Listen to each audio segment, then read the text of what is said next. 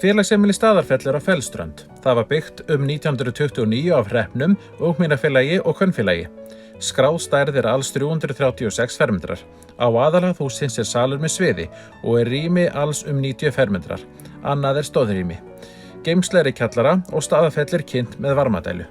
Staðarfell hefur nokkru sinnum verið stækkað, síðast á árunum upp á 1990, en þá var þaki aðalbyggingarinnar lyft og það endurnýjað, ásamt því að byggð var fordýri ásamt snyrtingum og leið var innra skipulagi eldri hlutans breytt.